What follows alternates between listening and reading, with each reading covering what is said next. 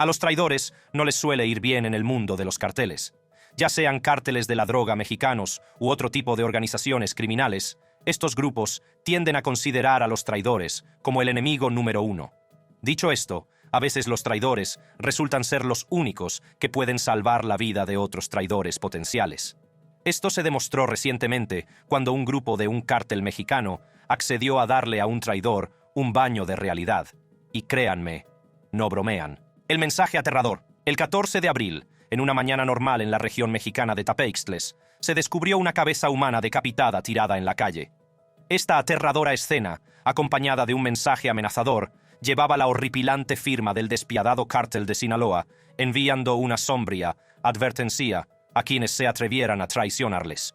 Cuando los primeros rayos de sol tocaron las calles, los habitantes de Tapeixtles no esperaban lo que ese día saltaría a los titulares de las noticias. El otrora apacible barrio, conocido por su tranquilo jardín vecinal, se había convertido en un pesadillesco retablo de violencia. El grotesco descubrimiento lo hizo un transeúnte que se topó con la escalofriante escena. Una cabeza humana cortada yacía grotescamente en el suelo, un monumento a la brutalidad que los cárteles de la droga de México estaban dispuestos a desatar contra sus enemigos. La noticia del espeluznante hallazgo corrió como la pólvora y las autoridades locales no tardaron en recibir informes. La policía se apresuró a acudir a la zona, formando un estrecho perímetro alrededor del lugar del crimen.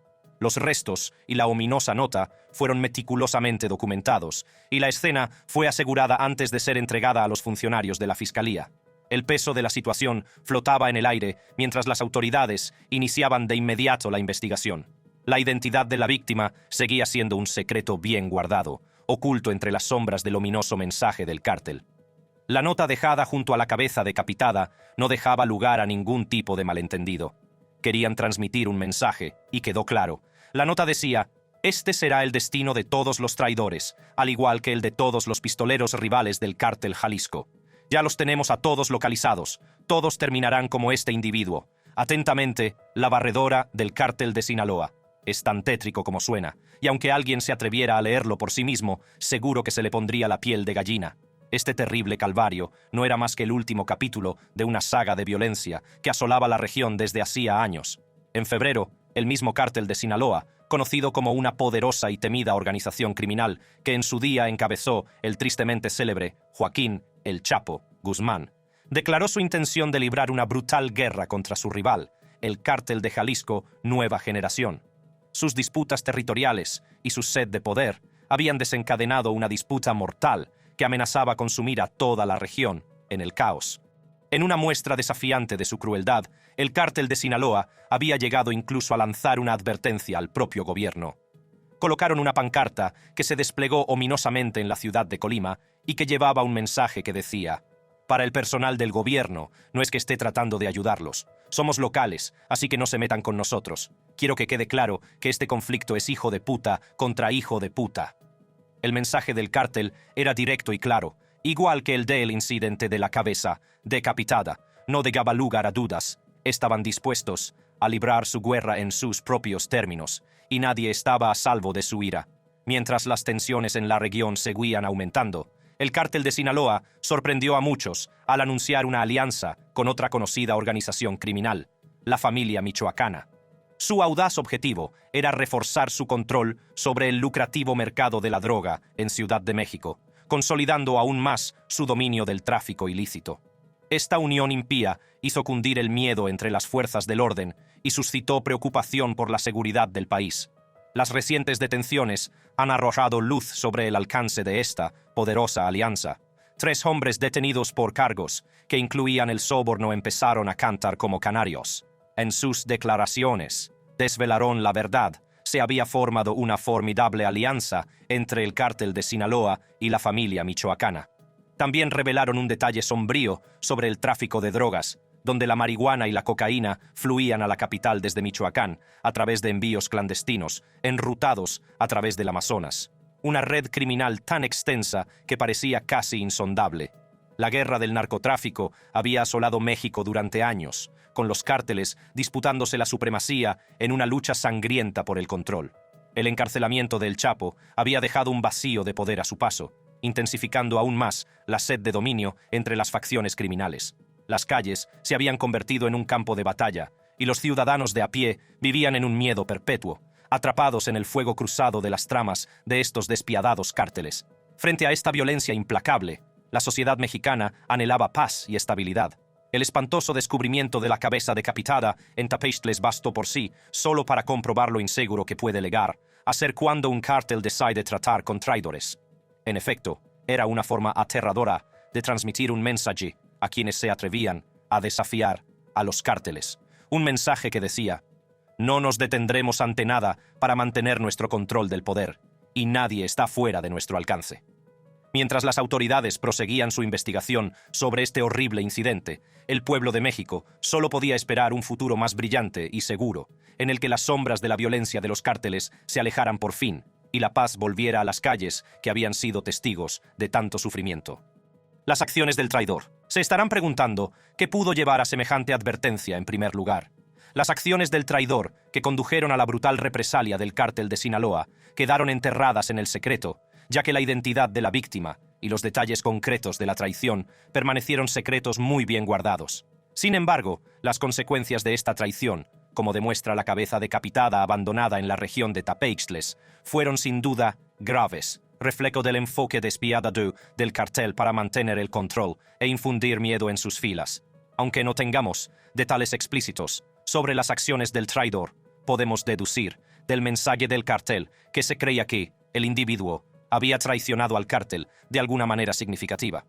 La nota que acompañaba a la truculenta exhibición advertía ominosamente: este será el destino de todos los traidores, lo que implica que la víctima se había vuelto contra el cártel, pudiendo proporcionar información a cárteles rivales o a las fuerzas del orden. La mención del cártel rival, Jalisco Nueva Generación, sugiere además que las acciones del traidor podrían haber tenido implicaciones en las guerras de cárteles en curso. La afirmación del cártel de que ya habían localizado a todos y de que todos acabarán como este individuo implica que no se trataba de un incidente aislado, sino que formaba parte de un esfuerzo más amplio por erradicar y castigar a quienes habían traicionado al cártel de Sinaloa de una forma u otra. El uso del término «la barredora» en el mensaje del cártel también apunta a una campaña organizada y sistemática para eliminar a los traidores de sus filas. Las circunstancias que rodearon la traición podrían haber incluido varios factores. Los miembros de los cárteles suelen operar en un entorno de extremo peligro y presión, en el que la lealtad y la confianza son prioritarias.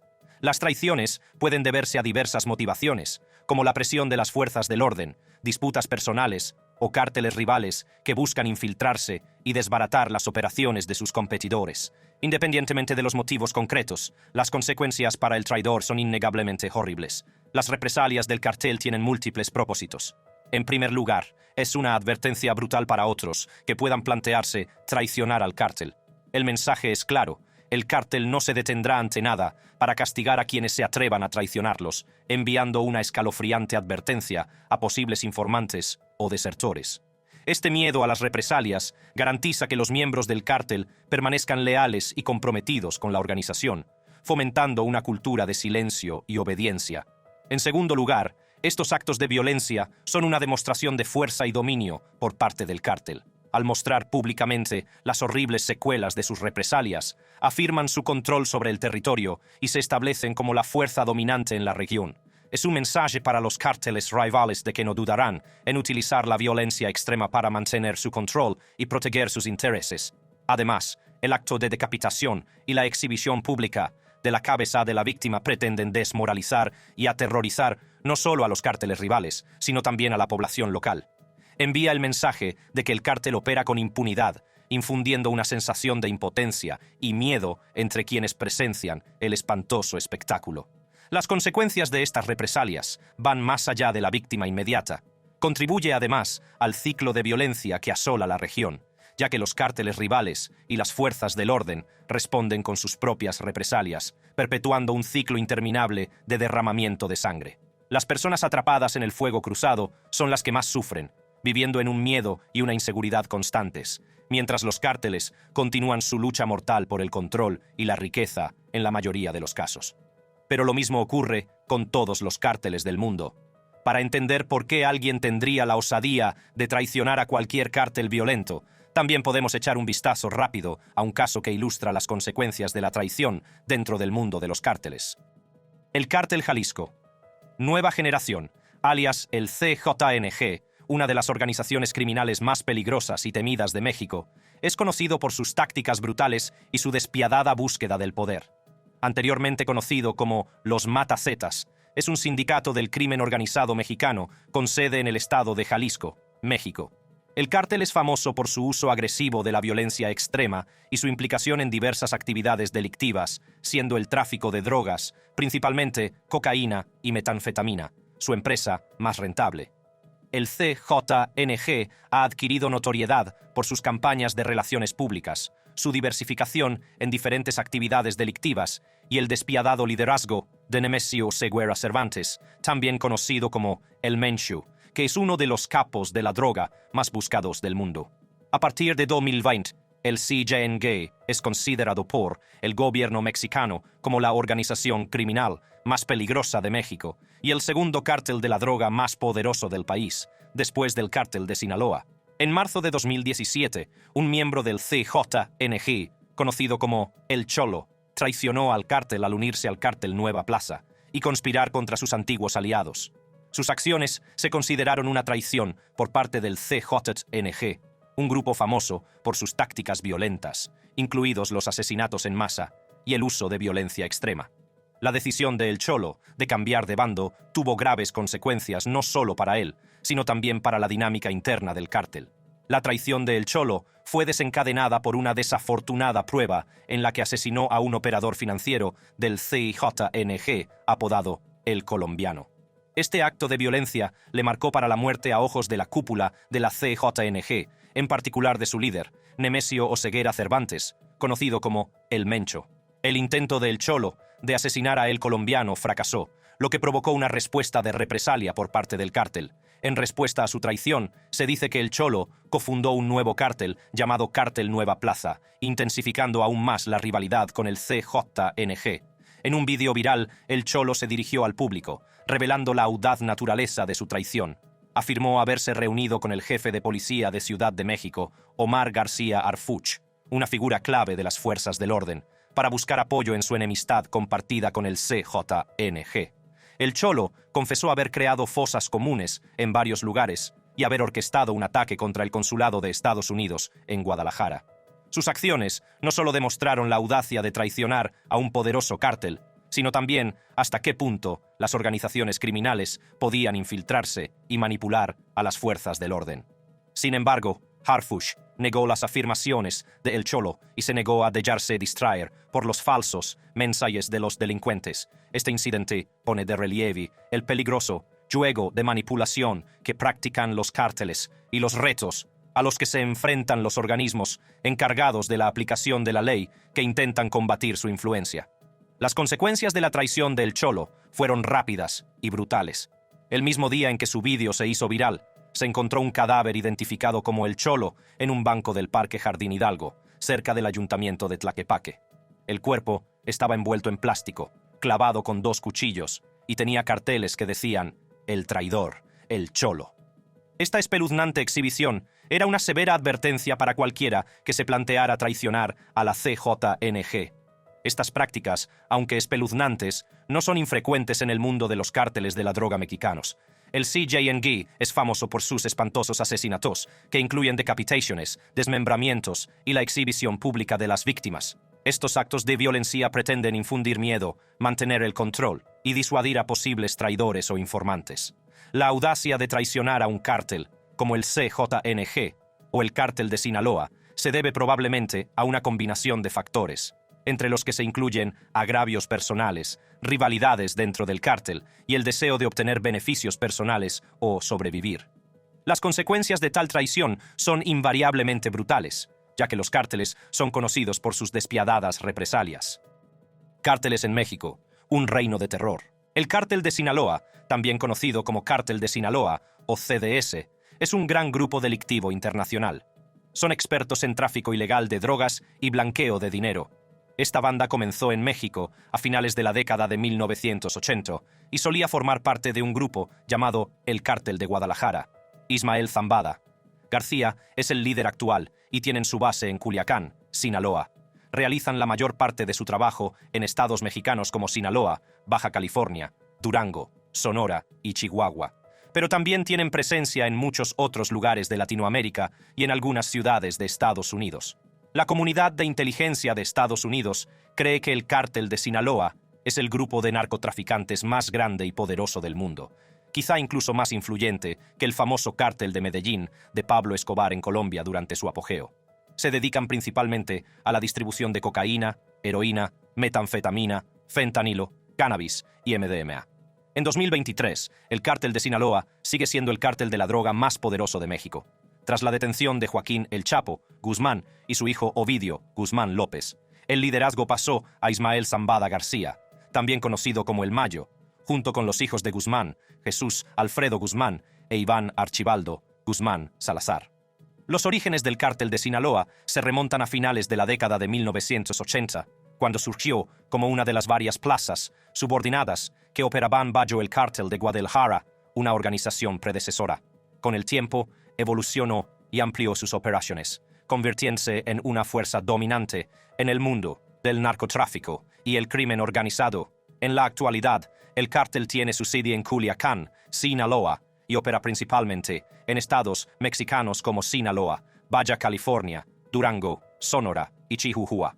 También tiene una presencia significativa en otras regiones de América Latina y en ciudades de Estados Unidos.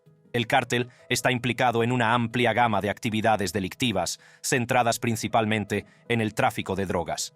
Desempeña un papel importante en la distribución de diversas drogas ilícitas, como cocaína, heroína, metanfetamina, fentanilo, cannabis y MDMA.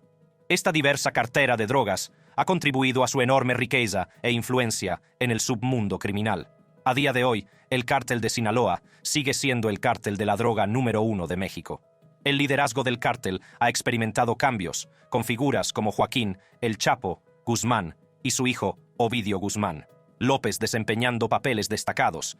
Tras la detención de El Chapo y su hijo, el cártel está ahora dirigido por Ismael Zambada García, también conocido como El Mayo, junto con los otros hijos de Guzmán, Jesús Alfredo Guzmán e Iván Archibaldo Guzmán Salazar.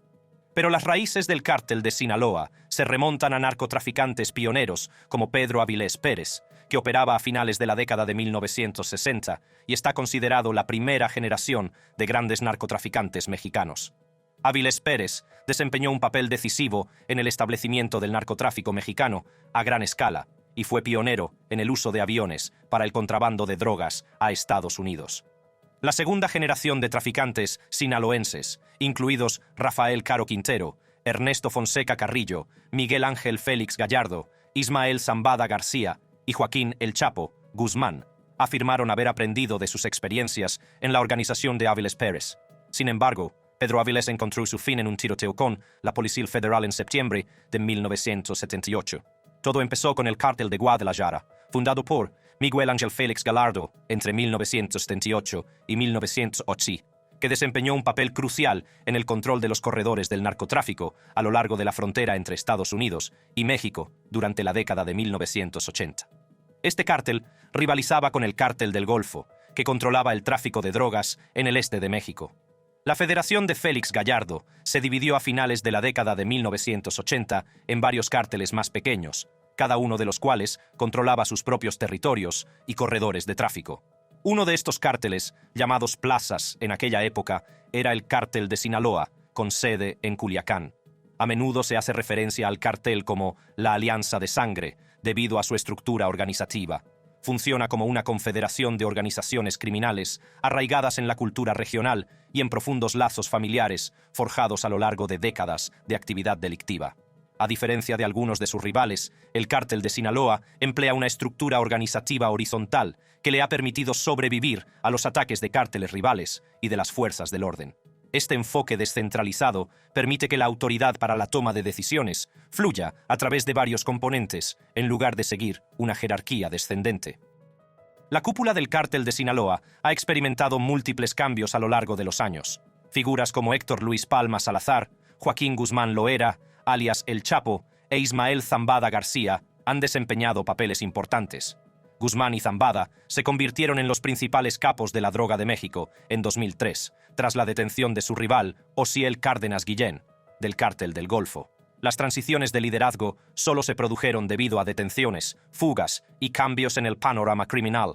A partir de 2023, se cree que Ismael Zambada García es el líder total del Cártel de Sinaloa. Varias facciones del cártel, como los Chapitos, se han disputado la influencia.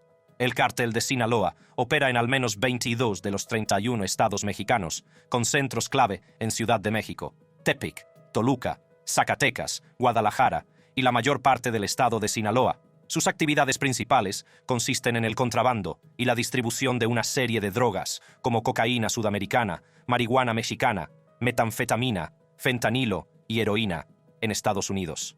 En particular, el cártel ha operado históricamente en los estados del Triángulo de Oro, Sinaloa, Durango y Chihuahua, conocidos por la producción de opio y marihuana. El cártel de Sinaloa también ha estado relacionado con los sistemas de túneles utilizados para el contrabando de drogas a través de la frontera entre México y Estados Unidos, especialmente en California y Arizona. En esta zona, algunos llaman a la heroína de alquitrán negro, la cabra negra. Aunque el cártel trafica con muchas cosas ilegales, parece que les gusta más comerciar con cocaína y opiáceos, sobre todo en un lugar como Chicago, donde la gente no quiere mucha metanfetamina. Según el fiscal general de Estados Unidos, el cártel de Sinaloa introdujo y distribuyó casi 200 toneladas cortas, eso es mucho, de cocaína y mucha heroína entre 1990 y 2008. Pero a mediados de la década de 2010, hubo otro gran problema con los opioides en Estados Unidos, sobre todo a causa de la heroína. El consumo y el comercio de fentanilo, que es aún más peligroso, empezaron a aumentar como la espuma. Esto se convirtió en la epidemia de drogas más mortífera de la historia de Estados Unidos. Alrededor de 2014, también hubo más cocaína fabricada en Colombia y utilizada en todo el mundo. Es como un récord de consumo de cocaína a nivel mundial. El cártel sigue haciendo mucho negocio con la metanfetamina en ciudades de Estados Unidos, como San Diego y Atlanta. Además, el cártel de Sinaloa y otros grandes cárteles mexicanos tienen grandes granjas de marihuana escondidas en los lejanos bosques y desiertos de California. En los últimos tiempos, el cártel ha aumentado su participación en operaciones de contrabando de migrantes a lo largo de las regiones fronterizas. Ha diversificado su cartera de drogas, centrándose en el contrabando de cocaína, fentanilo y metanfetamina, al tiempo que ha reducido su participación en el tráfico de MDMA y heroína. Según la gente de la Secretaría de Hacienda y Crédito Público en la Ciudad de México, a partir de 2020, el cártel tiene una gran presencia en muchos lugares de México. Estos lugares incluyen Sinaloa, Baja California Sur, Durango, Sonora, Chihuahua, Coahuila, Edomex, Ciudad de México, Jalisco, Zacatecas, Colima, Aguascalientes, Querétaro, Guerrero, Oaxaca, Chiapas, Tabasco, Campeche, Yucatán y Quintana Roo. En Sinaloa, de donde es originario el cártel, el liderazgo del grupo está dividido entre los grupos Mayo Zambada y los Chapitos. Debido a esta división, cada uno controla diferentes partes del estado. Los Chapitos controlan El Fuerte, Badiraguato, Mocorito, Angostura, Navolato, Concordia, Rosario, Escuinapa y la mitad de Culiacán. Por su parte, Mayo controla San Ignacio, Elota y la otra mitad de Culiacán. Algunos lugares como Cozalá y Mazatlán tienen más de un grupo al mando. Y en el norte del estado, la organización Beltrán Leiva también tiene algo que decir. Pero este cártel no se limita a México. Son conocidos en todo el mundo por hacer cosas malas y trabajar con otros criminales. Tienen conexiones en Latinoamérica, en países como Guatemala, El Salvador, Honduras, Nicaragua, Costa Rica, Panamá, Colombia, Bolivia, Perú, Ecuador, Venezuela, Brasil y Argentina. En lugares del Caribe como Belice y Guyana, en Canadá, especialmente en la Columbia Británica y el este de Canadá, y en Estados Unidos, sobre todo en el suroeste, el sur y algunas zonas del Atlántico Medio. Están por todas partes, y esta vasta red de actividades delictivas ha consolidado su posición como una de las organizaciones de narcotráfico más poderosas e influyentes del mundo. Las implicaciones para México. México se enfrenta a una grave crisis debido a la creciente influencia y poder de los grupos criminales mexicanos, en particular el Cártel de Sinaloa y el Cártel Jalisco Nueva Generación.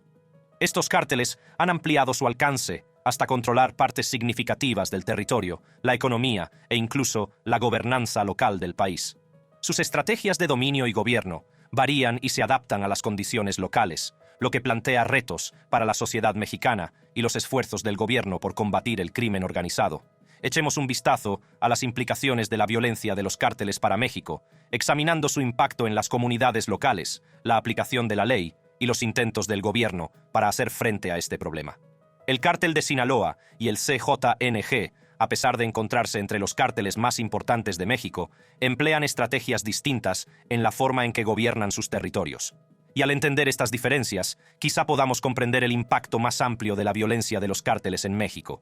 Los cárteles mexicanos emplean una amplia gama de estrategias para lograr sus objetivos criminales y afirmar el control sobre los territorios en los que operan.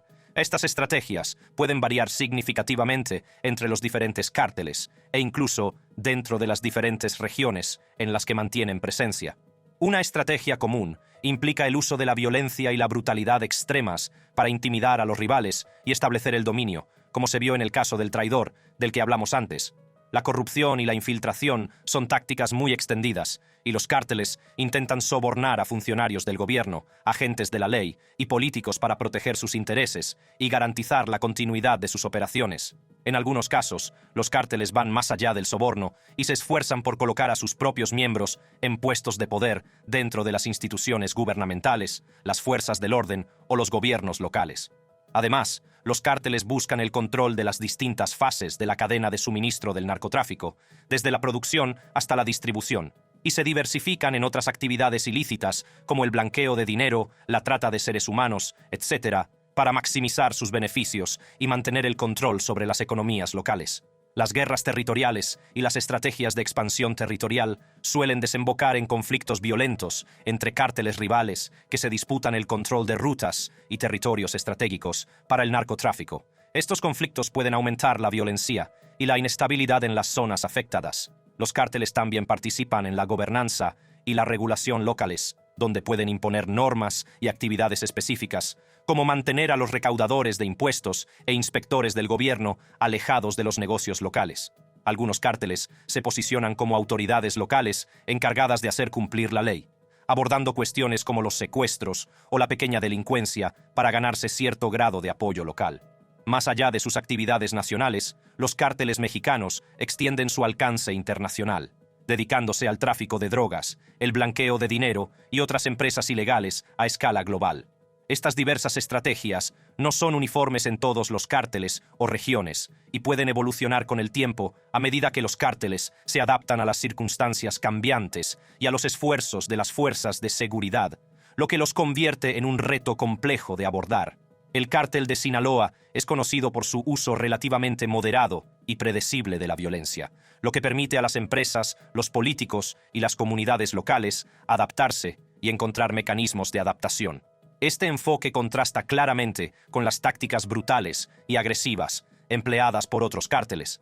El cártel de Sinaloa ha sido descrito a menudo como extorsionadores educados, que aportan una sensación de orden y previsibilidad a las zonas bajo su control.